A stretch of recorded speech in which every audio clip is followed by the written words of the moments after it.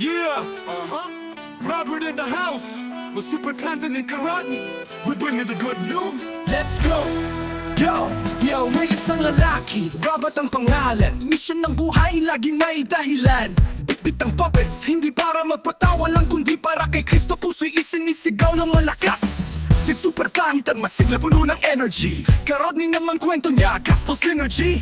Bawat kanto, bawat plaza may misyon. Kaligtasan mula kay Jesus, yan ang vision.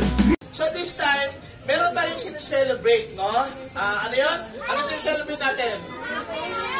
Halloween. Pero meron ba, pwede ba mag-suggest si Kuya Robert? Oo, kaya meron tayong suggestion sa kanila, Kuya.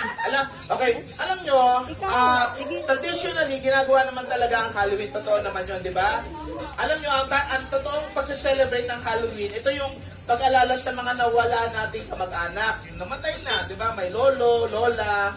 Yun yung purpose kung bakit meron tayong Halloween party. Oo. Kaya lang alam nyo ba, na medyo sinira yun ng devil. Ginawa niya ng mga masasama, yung mga monster, di ba? Ginawa niya na gano'n. Actually, yung Halloween, maganda talaga celebration niya kasi diyan nagkikita-kita yung mga parents, yung mga ka-families, yung magkakamag-anak. Kaya nagkakaroon sila ng reunion. Pagka in-emphasize natin yung mga monster, yung mga ghosts, di ba? Parang na-highlight eh. Pwede ba akong mag-suggest? Okay lang ba mga kids? Sa halip na Halloween, gawin natin Hallow. Sabi nyo nga, Hallow. Hallow. Ibig sabihin ng Hallow, alam niyo yung Hallow, yung sa angel, yung bilog, yun. Ang tawag doon ay Hallow. Anong tawag doon sa bilog sa angel? Pagka may Hallow ka, ibig sabihin isa kang angel. Ano ba angel? Di ba mabait? Yan. Tapos, Halloween. Sabi mo, win. Halloween. O, di ba kapareho tunog, pero iba ibig sabihin. Kasi dapat, ang ina-highlights natin, yung kabutihan ng Panginoon. At yun yung sasabihin namin ngayon, stay super tantan. Alam nyo, kids, meron kami isi-share sa inyo na gusto namin tandaan nyo. Meron akong gusto i-share sa inyo, guys. Okay. Meron daw siyang gusto i-share sa atin, okay? Ano ba yung gusto mong i-share? Yan. Tama-tama. Pagkatapos ito, Kuya, payat ka na. Mababasa sa Bible, sa Luke, ano nga ulit?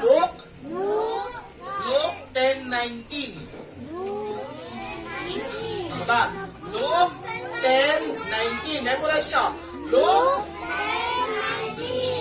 10:19. Yan. Ang sabi doon, I have given you authority to trample the snake and the scorpion and to overcome all the power of enemy, nothing will harm you.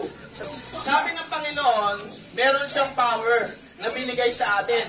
Pero, kaya nating talunin ng kaaway. Naniniwala ba tayo? Kaya nating matalo yung mga masasamang elemento. Yan ang sabi sa Bible. Anak ni Jesus, mas makapangyarihan kayo doon. No? At sabi niya sa Bible, sa lahat na nagtiwala, sa lahat ng nagbigay ng kanilang buhay sa Panginoon, binibigyan niya ng kapangyarihan maging anak ng Diyos. Alam niyo mga kids, kapag tinanggap niyo si Lord as your Lord and Savior, ang sabi ni Lord, meron kayong kapangyarihan maging anak ng Diyos. Yan. Kapag tinanggap natin ang Panginoon, bilang ating Panginoon tagapagligtas, meron tayong kapangyarihan maging anak ng Diyos. At yun yung power natin para malabanan natin ang devil. Totoo yan. Mga kids, tanong ko sa inyong lahat. Gusto niyo bang tanggapin si Lord Jesus ngayon? Sino gusto tumanggap kay Lord Jesus? Yan. Ulit ni Kuya Bert. Sino ang gusto tumanggap kay Lord Jesus? Taas ang kamay.